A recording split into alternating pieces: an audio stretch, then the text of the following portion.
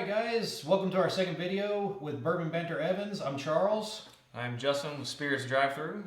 Yep, and we're going to sit here and it's after our first video we said we're going to start bantering, and that's what we're going to do. We're going to banter about a couple of bourbons that we have here. Justin, what do we have? Well, we've got a few things, but let's go ahead and put this out there. I think you mentioned it was our second video. Let's go with, I'm going to almost do this in an interview style with Charles. So we're going to talk about the Bourbon Boom for the first Bourbon Banter video, not describing who we are. And then along the way, we'll kind of mention these bourbons in front of us. Like you said, what are they? They are what they are. You guys can see them. They are definitely in the E.H. Taylor line. Some of our favorites have been there since 2012-ish, 2011-ish for us. And so what we're going to do is, first off, we're going to do this in a Bourbon Boom style. So instead of just booming with this right now, we could say, hey, this used to be available all the time, now it's not available. Or we could go straight into our glass and a cheers to everyone out there. Yep. Cheers. This is time to banter. Yes, it is. Now what we are nosing right now is the E.H. Taylor Small Batch 2021 release. And mark that down. There are laser codes on these to keep up with what year it is if you guys want to do that. This 2021 release is just shy of awesome. And about to have it for the first time, the 2021 release that is. And I'll tell you what, from the nose, my goodness gracious. It smells like a Taylor for sure. It definitely is. That's Man. BT1 at its finest. I've said that I think a couple times about different BT1 mashes, which if you guys aren't familiar with what BT1 mash is, that's Buffalo Trace Mash 1. Yep. And this is from the E.H. Taylor line.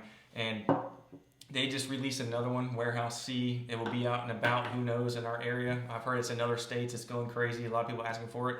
If I remember reading correctly, I think it's a 10-year rear age stated. You have to read it on there. Whoa. And it comes from the original Warehouse C, which is the actual warehouse that these generally a long time ago were coming from and being produced. Right. Similar to Blanton's and that specific H warehouse. Well, I mean, it's not possible to keep up with production and be able to have that many bottles coming from that. So obviously, if you get some store picks of Taylor, they'll be coming from different locations. I know some ones that came from Warehouse I. I've seen ones that come from Warehouse P. But the original was Warehouse C, the same place that the tornado took place and then took the roof off to make the tornado batch. So they're taking it back to old school on that. On the Warehouse C, that's going back old school. Yeah, that's exactly correct. Going old school, specific from Warehouse C, which I'm pretty excited about. I'm not gonna lie. Definitely. I don't know how you can't be excited about it. If you're a Taylor fan, even if you don't like Taylor, if it's not your favorite, you got to respect that it's good bourbon. Very regardless. I'm not going to say it's going to be your favorite or your favorite or my favorite, but what I like to do is go back to ground zero with Bourbon Boom. I'm going to ask Charles questions almost kind of like an interview style. We're going to mention the whiskey. We're going to talk about the whiskey while we're doing this. But the main thing is the boom. Back in the ground zero days, you could find Taylor sitting on the shelf, no problems. Right. It sat there, it sat there, it sat there. You could buy it whenever you wanted it. Anytime if you were looking for it. Yes. So we've nosed it. Yes. And without any further ado, we will try the whiskey. We're not going to break into how we try it or nose it, but we do a 3-sip process. Now we do nose it before we check the color and all that, which we do recommend you guys do if you're going to taste along with us, which also I think you should taste along with us. Definitely. Kind of makes it more fun. So grab a glass, watch the video, make your own pour, have your own fun. And then remember, your brain reads opposites. So your right nostril's going left brain's going right nostril. Mm-hmm. Left nostril, right brain. Yes. And so on and so forth. So if you want to kind of roll it around, or you can actually close your nose, but I kind of just roll it around when I'm nosing. You can close your nose off if you like. And then I do a 3-sip process when I'm actually going through it, just so does Charles as well. Yep. So I'm pretty big on that. I hope you are too. I am too. I definitely do the nose. I do nose it around left, right some, but I kind of just get the nose in there. Everybody's a little different, but I've already had my first sip on this, and So let me go into it. I'm behind. Go ahead. Ooh. Go ahead. That is actually really, Taylor nailed it on this batch. And some of the batches are different, and then that's what a batch is, It's a small batch, Yeah, a small batch. Speaking of small batch, let's banter a little bit more about that. Yeah. So small batch is no definition to what a small batch is. Nope. And some people have been putting out that there is information. There is some information about what it could be, but nobody's actually put a definition on that. So if your standard batch of mass-produced bourbon is 2,000 barrels, ideally a small batch would be about 10%. So if you have 2,000 barrels, then that makes your small batch approximately 200 barrels. 200, yep. And if you go back in your lineage and history and time or whatnot, there's some readings that you can do out there that Elijah Craig came out there and did a 50 to 70 barrel batch at one time when Elijah Craig coined small batch. I don't mean coined it as in they're the ones that invented it. Right. I'm just talking about for their, like, put it on their label. Put it on there. And they used 50 to 70 barrels. At one point, there was some reading in a specific whiskey book that talks about that, which is pretty unique. That is pretty neat. Yeah. I mean, you see small batch everywhere, but the funny thing is they don't tell you what it is. It's just the bourbon. It doesn't have to. No, they don't have to. There's no definition of what Exactly. small batch is. Anybody can make up their own small batch. Yeah, that's completely true. I made my own small batch with a different person one time. It was one barrel. Could have been a single barrel. Yep. But technically, we used other whiskeys in the process. Therefore, it's a batch. Batched it up. Yeah, batched it up. So it actually, turned out pretty interesting. So Charles, back in 2011, what do you recall doing other than drinking bourbon? Let's see, 2011, other than drinking bourbon, I would say, hunting bourbons, that type of stuff. You really didn't have to hunt bourbons. There wasn't a whole lot of hunting, and not in our area at least, No, not in Evans. no. Okay, so let's go a little bit further. Okay. 2012 is starting to kick up a little bit. I remember selling a lot of scotch back then. Yep. Now in 05, 06, when I first started, I remember seeing them on the shelves, and I knew what they were, but I was more focused on different brands because it wasn't really the big selling point back then for Nope. bourbon. It existed. It kind of coming off of that lull from the 90s and 80s. I think 72 or 3 is when vodka took over as the #1 spirit in the U.S. Right. And then vodka was just huge. And so bourbon was there, super aging at that point. I mean, during that process, you had Old Charter 8 years and 10 years. You didn't need to put it out yet until it was needed to be bottled, so you had super aged stuff. Well, I'll tell you, most of us, I think what we were doing is we were probably mixing bourbons with Cokes and that type of stuff. That's what I was. Is that not the most famous college drink? Yeah. Other than, let's just go ahead and say it. You got bourbon and Coke, Yeah. Jack and Coke, Jack and Coke. Crown and Coke. Crown, yep. And so I think everybody tried that in college at some point or another. And a lot of people, if you go back and talk about what bourbon was, prior to the boom and so on and so forth, it was not a drink that younger people drank. No. It was an older person's drink. Yes, indeed. And there's nothing wrong with that. Maybe Like they were the scotch. ones shedding the light and we just weren't catching on to it back then. Same thing with scotch. That's actually right. So then my next question is once you realize that you drank it occasionally and you did mixing and so on and so forth, 2012 hits. We're starting to pick up more in our area. Now again, keep in mind, we are in Evans, Georgia. So when I'm referring to things, I'm referring to our area. Right. And if it's not, I'll go general, and then so will Charles here. So as it picks up, it's gaining popularity, you're seeing more brands come out. Now these are a lot of revived brands and names from a long time ago because these people are seeing the trends moving forward with bourbon names and different brands that now it's time to resurrect. So Taylor is obviously a really old brand. Yes. But then Taylor Small Batch in this new fancy tube, presented right here and right here, come out 11 or 12. We're starting to see it. Yeah. I think that's the year. So you can look that up. Fact check me on that. I'm not going to say I'm 100% accurate. I'm about You're close. Close, Yeah, yeah. I would say you're close. pretty close. And so they bring back up top most class, I think. Yeah, up top most class. And so now we have this new brand that's brought back. At one point it was Indy. Then before that, it was Indy. Then after that it was like Jim Beam that they had the distilling rights to Old Taylor brand. The Castle and Key was the location that it was done in Kentucky. Right. And then I can't remember her name offhand. She resurrected it. I can't wait to visit there for Castle and Key. It's going to be fun. That would be And then so they discovered Bourbon Pompeii at Buffalo Trace, which was the original, or some of the original distilling sites that Edmund Haynes Taylor, Colonel, which wasn't Colonel in the Army, it's Colonel like a Kentucky Colonel. Right. He had done his original since. Now you can do a tour there. So now we're in 2012, Charles.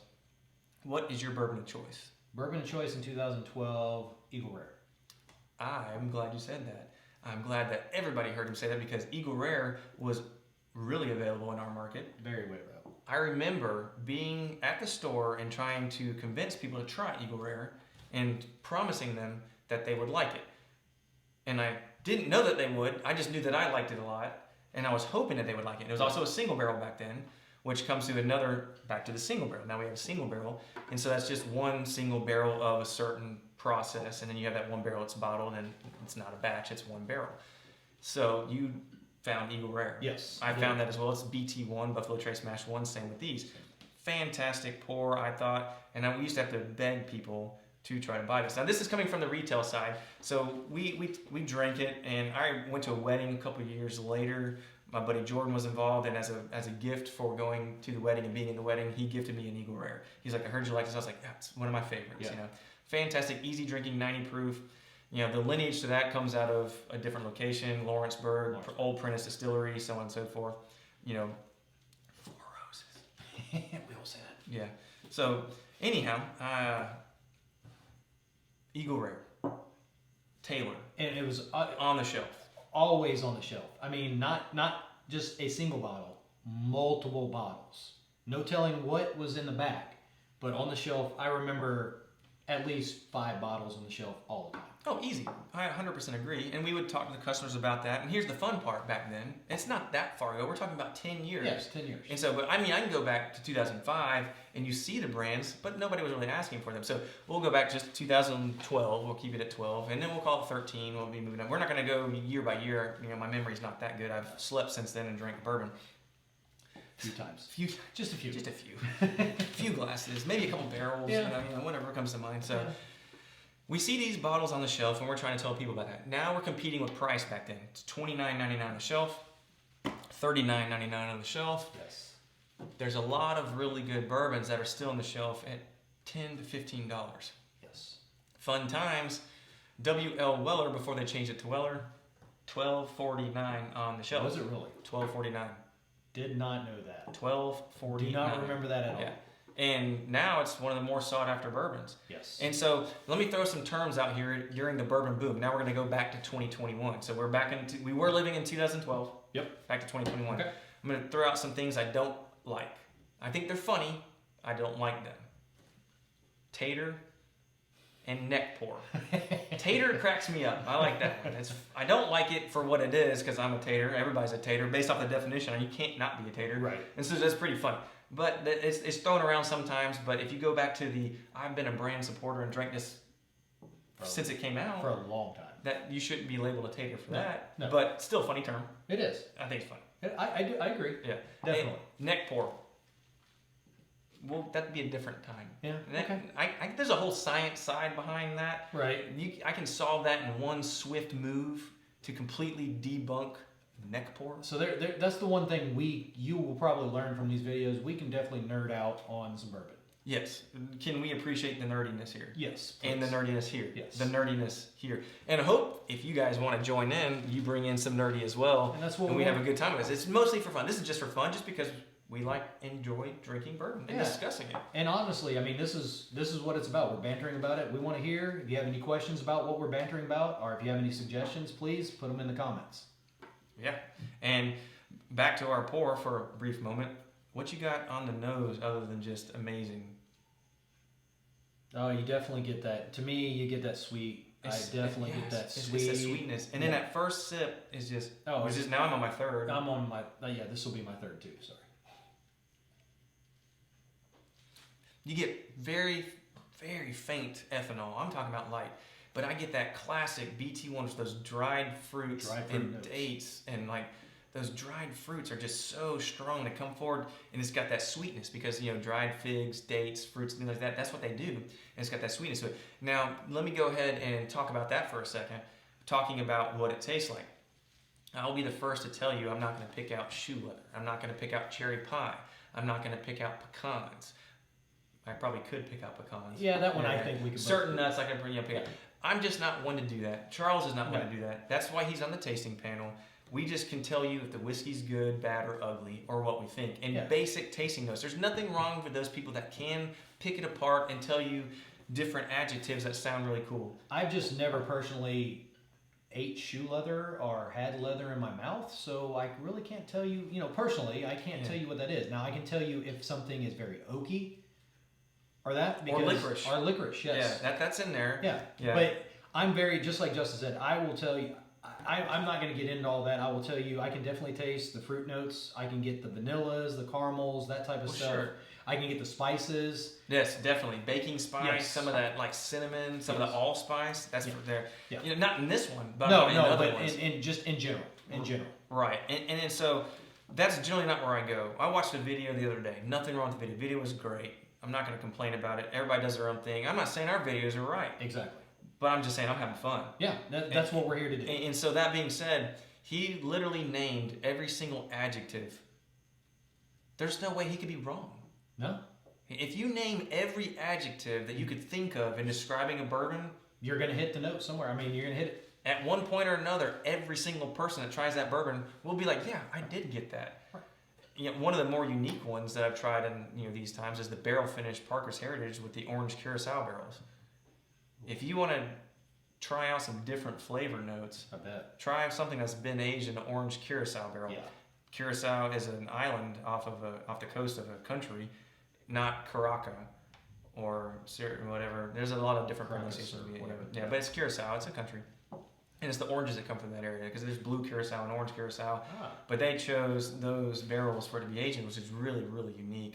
That will be a different dynamic profile. Definitely. And you get orange. So I get that one. I get orange. Yeah. But so nothing wrong with those that do. We just do not. Yeah, so if you want us to review something, great. We will do it. We'll do a comparison if you want. Yeah. But you might be a little bit turned off if you're expecting us to shred that bourbon apart in adjectives. That's not really our thing.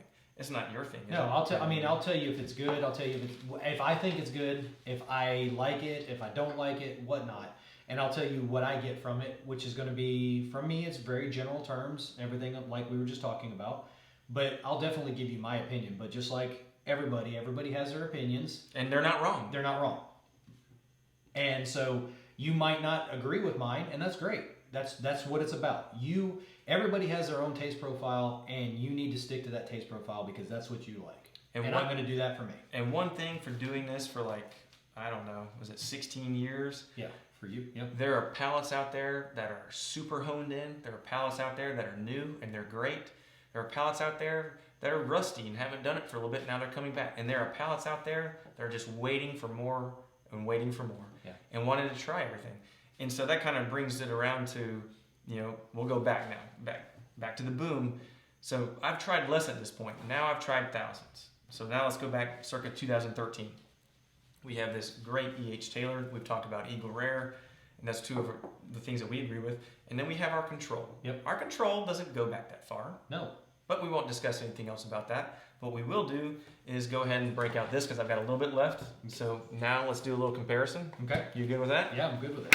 All right. Let's do a little single barrel versus small batch. We'll let Charles pour it up. All right.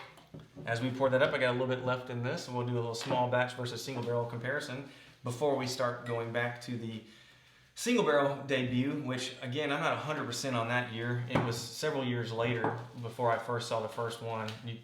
No, please. Yeah. No, I would agree. I always remember seeing the small batch. Yes, I always remember seeing the small batch. Yeah, it definitely debuted first. Yeah. I just don't know the exact year that these came out. I could round about if I really thought hard and just really try to rack my brain, but too excited about the side by side right now. So we're gonna pause, do a little side by sides for a little bit of that action. We'll nose it.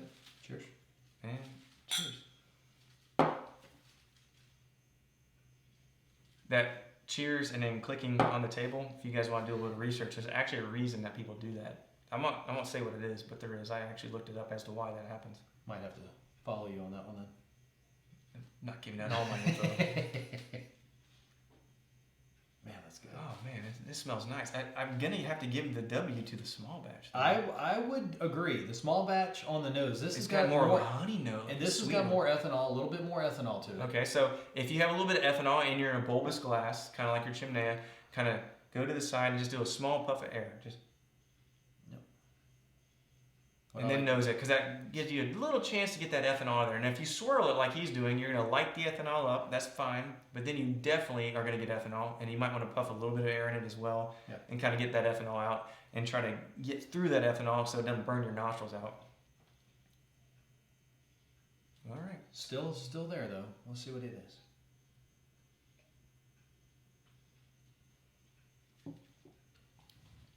is. Strong contender. But first sip versus small batch. Small batch has got it. Small batch has got it. Yes. Small batch has got it. Small batch has got it. This is good. This small batch 21 is off the chain. Yeah, the single barrel is great. Small batch is phenomenal. This particular batch is just, it's almost Like, this to me, the single barrel to me has a little bit more spice to it. Getting a it. little bit. Yep. Yeah, got a little bit more. Or it might be ethanol in this. It could be. It could be. And I say that only because But it's such a light rye content in the BT1 that it kind of. I think it's ethanol right now. Yeah. Well, first sip. So, first sip. That's kind. I would agree with you. Right now. All right. Sip 2. Sip 2. And that color though. The color is.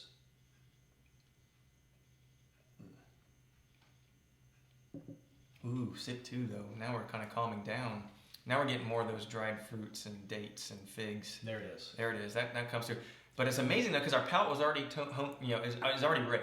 Mm-hmm. And so when you're ready to have that first bourbon of the day, we are not done with the bourbon boom.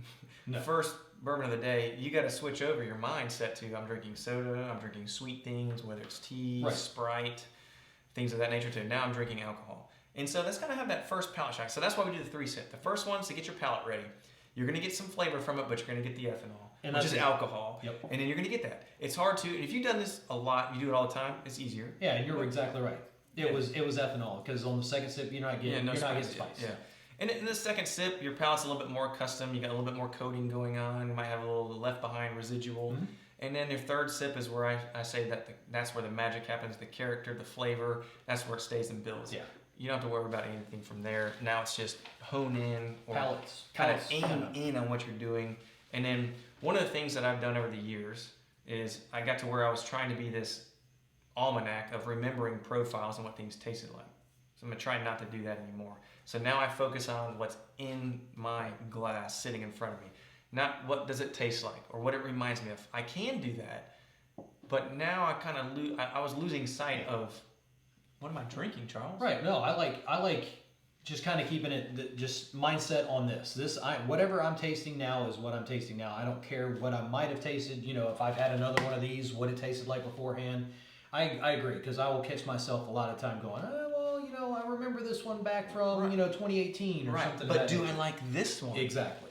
And I'm like, yes, okay. It's hard. So this is what's great though about this. This battle has been going on. I've got magazines from the Southern Beverage Journal, I think is what it was, and it's a great magazine as far as getting the Ultimate Spirits Challenge. It does double blind. It doesn't you don't get rated in the magazine unless I think you score 85 or higher, and it is literally small batch and single barrel going back and forth. My magazines go back to 2013. Okay. And so it's kind of funny is to see when one got scored higher than the other. And believe it or not, Pappy 20, if you want to call it that, Pappy Van Winkle Family Reserve 20 year, one of these two, I won't say it, back then actually rated higher. Yeah, I remember you telling me about that. And it was kind of funny that I'm like, oh, well, we could be onto something here. Then, this, a little bit more attainable, and value points there. So that being said, let's go back to the boom. Boom is going on. We're starting to see this now. It's 2013, 2014, 2015. The most notable thing I did was a post in 2014. I thought it was funny. Now, 2013 and 14 was starting to pick up. I've been at this particular store, Spirits Drive-Thru in Evans, Georgia, for a while now. Yes. And, people are coming through. They're realizing that I've concentrated on bourbon. I've realized what's going on. I've noticed the move. First thing I did was whiskey. Let's revamp the whiskey section. And then I revamped the bourbon section. And then my favorite tool for advertising was Facebook. It was popular. Yep. It was popular. Now I'm on Instagram and doing advertising that way. That was per the employees. They recommended that. So I tried it. Nothing wrong with that. So in 2013 through 2015, what's your most notable find in bourbon that made you realize that this is where I'm going? This is what I like. This is what I'm going to seek out. Can I get more of this? What did this boom start for you personally that you said, you know what, I need more? Because everybody that I've met at one point remembers that one moment, defining moment in bourbon history, if you want to call it that, or their timeline, that they're like, oh, this is different. We got not the 80s and 90s. This is going on now. This is good. Yeah. This is good. I really like this. I need more of this. Let me seek out this next brand or this next bottle. So putting you on the spot. He had no idea I'm doing this. This is what makes this uncut and unfiltered, which we can talk about NCF, non-chill filtered, in a second if we want to, or we can move that to a different video. Right.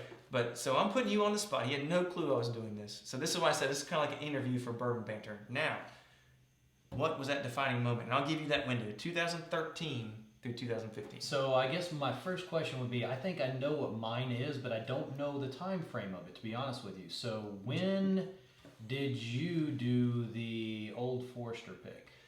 The Old Forester pick was 2017. Okay, so then the Eagle Rare pick was 2016. Okay, so mine was really into Eagle Rare. I'll be honest with you, Eagle Rare was one of the ones that I kind of just automatically went to and just gravitated towards.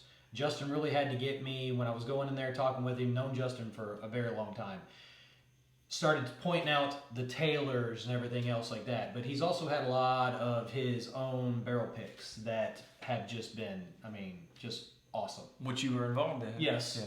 Not all of them, but majority Right, of them. yeah. But one of the ones that got me, so it's a little bit later. I can't say so it's gonna kind of sound bad or whatnot. His first Eagle Rare pick was really what told me, holy cow, what can bourbon actually be? But then right after that would have been the Old Forester pick. Yeah. And Old Forester was a bourbon that I really never tasted before. But Justin, we did there's a barrel pick of it. I actually was able to get a bottle of his barrel pick, quite a few bottles, and I only have one left, sorry. But that one right there, that one really got me into, holy cow, not only is Buffalo Trace good, there is a lot of other brands out there that are phenomenal. And I'm glad you said that, because that brings me to another thought in the whole bourbon boom is Sazerac is on top of the world right now. Yep. They produce some of the most sought after brands, period. And so what we've mentioned right now is a lot of Sazerac brands. Right. But Old Forester is killing it. They're doing great things. And Elijah Craig's doing good things. That's Heaven Hill. Yep. I mean, there's a lot of really good brands out there, but Sazerac is definitely being the biggest of the crowd. They're putting out some of the most amazing stuff. And so, back to that term, tater. We're taters because of 2011, 12, and 13. We're drinking what we prefer. Yeah. And if you go back to that now, I'm sorry guys, I still like it. Yeah, but that one right there, it wasn't in the time frame you were kind of looking at, but it was there. But that was where it really came to me. It was that was a tough question. That was how many years ago? 7, 8? Yeah. Yeah. But that was my defining moment with bourbon, was sitting there going, yes, I was a tater, but started branching out a lot more when I got the Old Forester, and just holy cow. And then it was Heaven Hill, and just all across the board, just everything. I was like, let me try everything, because you never know when you're going to find that little hidden gem. And okay, so I'm glad you said that next. Back to the boom. It was let me try it. So then we start going to trade shows. We start trying every single brand. What I noticed in the boom in those years, you start noticing it in 2014 and 15 in the retail side. So now we're going back to retail side. Distribution side was really fun because I could literally say, hey, let's go through the rep's computer and just try to get these brands. They're scrolling through the computer, yeah, I'll take a bottle of that. Scrolling through the computer, I'll take a bottle of that. And it would show up. Right. And I'd take this random photo and say, hey, this is available at 9:30 p.m. on a Tuesday because I was bored, and I might get one person that shows up.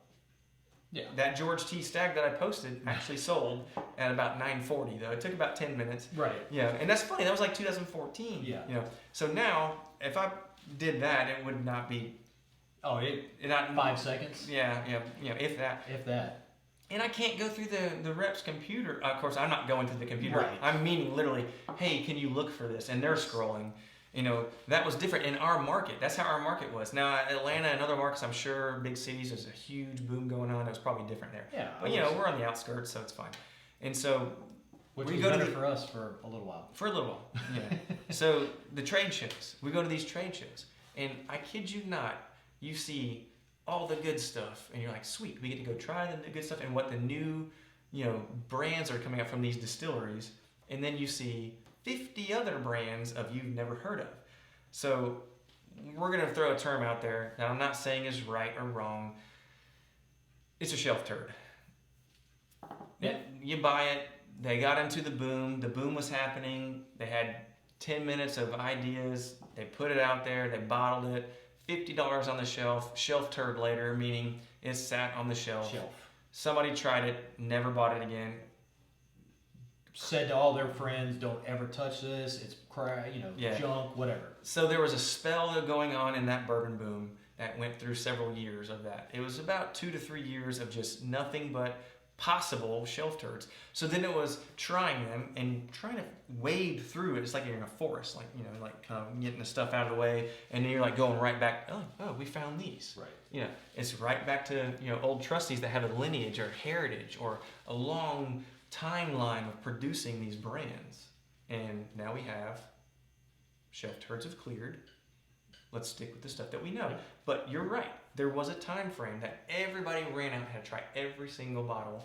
I remember that. It was Oh yeah. it was interesting because I got hit up for a lot of stuff from out west when, you know, Wyoming got involved. Some Iowa got involved. Texas was big in it. They're still big in it. There's still. Yeah, and you don't see a lot of that stuff. Colorado was involved a little bit, so. Oh yeah, and Colorado stuff has gotten better. Texas stuff has gotten better. The ones that made it through Yes. and fought through, their stuff is being aged. Their stuff is better. I'm not saying that it's the greatest. But I've drain dumped a few. There is a drain pour or two Yeah. in the process. You know, I woke up at 3 o'clock in the morning with a headache after only 2 glasses, But then again, and was like, I can't drink this again. yeah. But then again, you just wanted to try those to see where's the diamond in the rough. So- Which one is? I'm glad you said that. Curiosity in the bourbon boom is what I would call that. The boom is going on. Everybody's putting out brands. You got to try it. So now we'll move forward. You mentioned 2016, 2017 with the Barrel Picks Eagle Rare and Old Forester. So now that we're interviewing you and moving on, now this is not a timeline question. This is literally, can you name one thing that happened in your time frame life Okay. of bourbon drinking? So Okay. timeline in a certain time frame in your life while drinking that you decided to pop a bottle, doesn't matter what year, and it brought people together for conversation, or it was a memorable moment that you'll never forget. Now I've got one specifically in 2016. So do you have one? It could be more than one, but do you have one that you know, I opened this bottle to share or to celebrate? What is your memorable moment in the bourbon world timeline in one time frame? Yeah, so probably easiest one was 2 years ago in 2019 when my nephew was born. Popped open a Pappy 23. We had my father-in-law and I hadn't opened it yet, but I had a 23. He had a 20. I had a 10. I had a 12 open. He had a 10 open.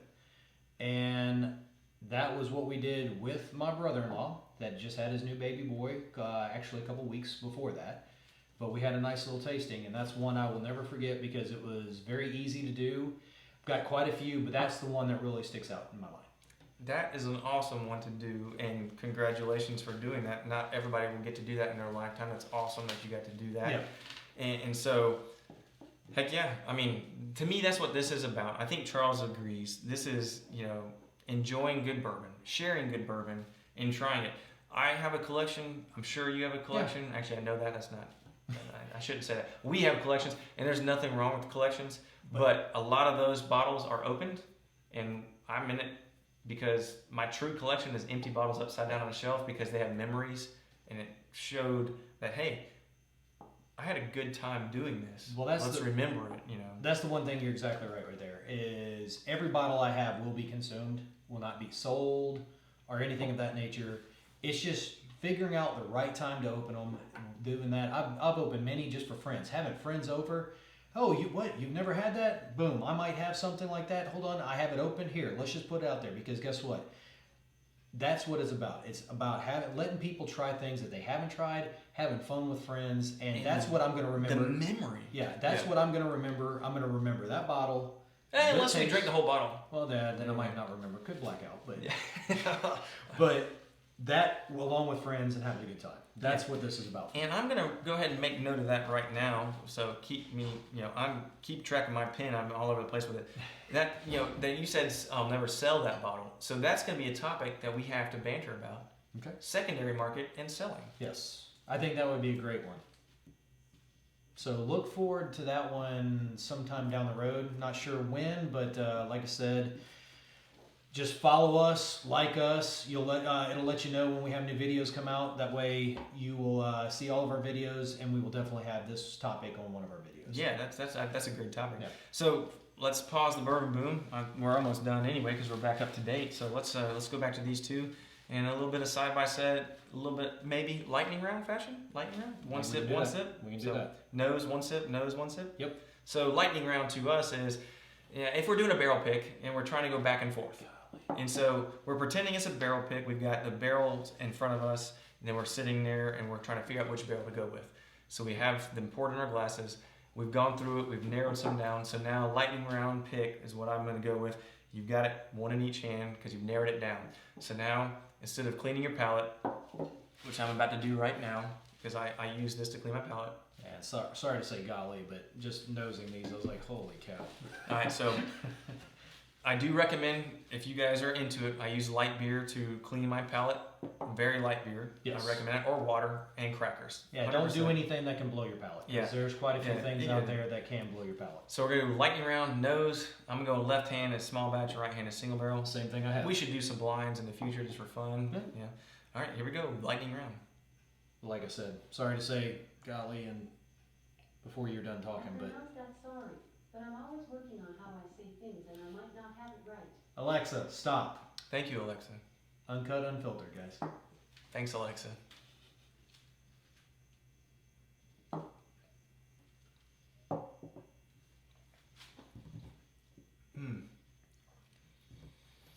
Well, I think I have a definitive just off of that lightning round, and I'm going to do it one more time. Now, I can tell you this, based off of some information that I've been told, is the fun part between these, with the exception of some of the rare ones that come out. Small batch, I'm based off of some videos and some information around the 6 year.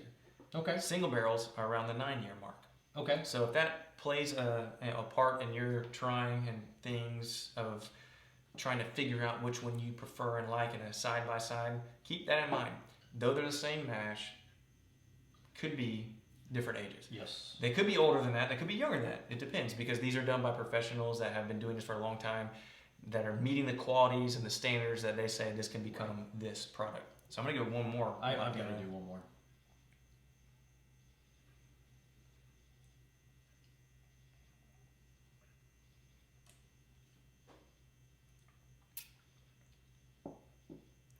Man,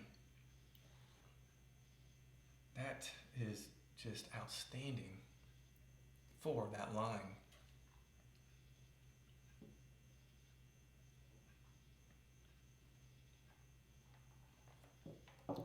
Yeah, I'll just tell you right now, there's no comparison. I'm all in. I am too. And So, it's If I was going to put my seal of approval, I would do this. yes. Throw the card, put my seal of approval, Yep. small right there. batch for the W. Yeah. Don't get me Yeah. wrong, single barrel is good. It is great. It is. This particular one. Yes. Which- that one. I didn't look at the laser codes. We'll get into this that different. one is I think it's a 19, I believe. So there's laser codes, and they tell us the years. 19, yeah. So 19 single barrel versus 21 small batch, and I think we're both in for the win on yeah, that. and that's there. I mean, don't get me wrong, good, but there's no comparison. This one right there, holy cow! That is probably one of the best small batches I've had in a long time. It is outstanding, Yes. small batch in a long time, and I'm talking about long time as in it. If you guys are really up to date on this stuff, it reminds me of the old neon orange tubes, circa 2013-14. Right. Before they switched to the duller orange and changed the. I'm talking about. It reminds me of those, and those are just pure candy, and that's what this reminds me of. And see, we love this one too. The control, it is good, but I'm sorry, I don't even have to drink that to know that this is going to blow it out of the water. Completely agree. Our control is great. It is great. That is greater. Yep. And I mean, that's pretty much what it is to say on that. Yeah. And I can't talk enough good things about that right now. I'm kind of, man, that batch is good. And 2020 had two different batches. In the serial codes, there was like a small 20 and there was a big 20 in the serial numbers. And the big 20 was better than the small 20. This 21 has it smoked. And that's saying something. I mean, you can't go wrong with either one of these, but man, oh man. Oh, yeah. So if you want a review, there's our honest review. Right. Our honest review is if you get a chance to get an L21 laser code, which tells you the year for the E.H. Taylor small batch, that is if you want to do hashtags in this, must buy. That is a must buy. It is great. Locate and find. And if you have one, share it with your friends because they will enjoy the mess out of it. Yes, that is a good expression for BT1, in my humble, honest opinion. I would agree. Yeah. Definitely. Yeah. Well, So one last question for Charles and the Bourbon Boom. yes, sir. And we got to end it with one question. We're not going to take any more of you guys' time up. We appreciate if you even watched and stayed in time with this. So one last Bourbon Boom question. In watching the beginning of the Bourbon Boom, as we mentioned, Right. and now we're in a stronger Bourbon Boom, knowing that there's all these distilleries being built, expanding, not Expanding, building, right. expanding, warehouses expanding, more product expanding, more hopeful of these drinks, more hopeful of your favorite drinks, more hopeful of everybody's favorite bourbon. I have to ask you this one question. Do you think it can burst? Will the ceiling will it continue to rise? Yeah. Or will we be able to finally produce enough to where we'll see these on the regular? Or is it a distribution level change where distribution is actually starting to make this a fun and exciting way of trying to obtain products? Now, I'm not saying I don't have fun and try to No. make games because I get small allocations, so I have Right. to do this in a retail sense. But now I'm talking about distribution and For the consumer. not the middleman. I'm talking Yeah. about the distilleries who have to go to the middleman, the distributor, because it's a 3-tier system, Right. and then to the retailer. Do you honestly think there will be enough time of expansion to be able to fulfill to where you can find all of our favorite products on shelves again? Well, with what we have to age and everything else like that, and some people are like, oh, won't drink anything on their tin, that type of stuff. That's going to be hard for that. I mean, Well, sure, with yeah. that. Do I think really? I think there is going to eventually, everything I believe will bust eventually. So you think there's a ceiling? I think there is a and ceiling. it will breach through the ceiling, and then it will come crumbling down. If it does reach through the ceiling, it comes back. We're now talking about the 80s. Yes, and then You will have an influx of bourbon sitting on the shelf, and we will finally get to go and pick and choose what we'd like. And then you will see that some distilleries will go away, just like they did before. Labels will go away. They will go away until it picks back up. I do believe there is a ceiling. Will I ever see it in my lifetime? That is the question. I really don't know. Yeah, and then the way you just said that, the distilleries go away, the labels go away. Man, we could get on a timeline of bourbon and where it came from. Talk about prohibition, what happened there. Right. But again, that's not what this is. Right. That could be one.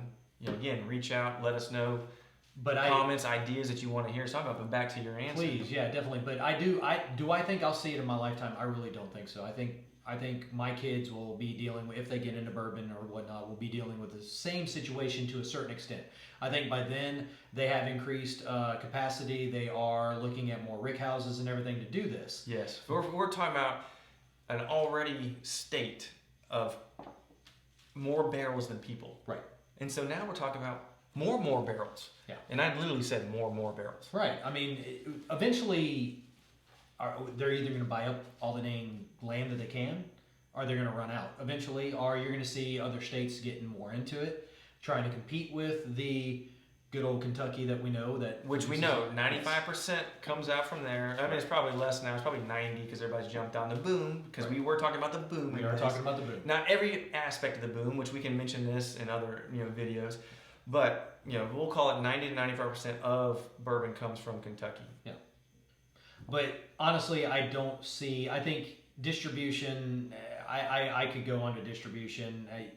They have to play their game too. They have to play. They have to get products sold. It's the middleman. Everybody knows if you cut the middleman out, you're going to have a little bit easier. You cut the middleman out, you save yourself a little bit of money and all that other stuff. But we can't. So 3-tiered system can't right. do that. And so, let's also go ahead and put that out there. So if anybody does have questions that they want me to answer, or Charles, they want him to answer, in distribution, in retail, and distillery, I can put them only to that guy. answer so much. I cannot cut my own throat. Right. So Distribution. I will answer all your questions to the greatest of my capabilities. Yeah. What I was going to say is distribution is distribute. Yeah, it is what it is. Everybody would love to. I mean, how many people go and you need a new air conditioner? Guess what? You got to go through the AC guy to install it. That's kind of the middleman. Everybody has to make theirs. In the liquor business, there's the middleman. I don't think distribution is the problem whatsoever. I think what it comes down to is there are issues when it comes to volume and allocation to a certain extent. That's distributor though. Okay. No, I'm Technically. sorry. Yeah, you're right. Technically. You're right. Because distilleries produce it. I'm sorry, you're exactly right. Yeah, but I know what you're saying. Yeah. But then it's based off of which market it's distributed to from the distillery. That's not technically.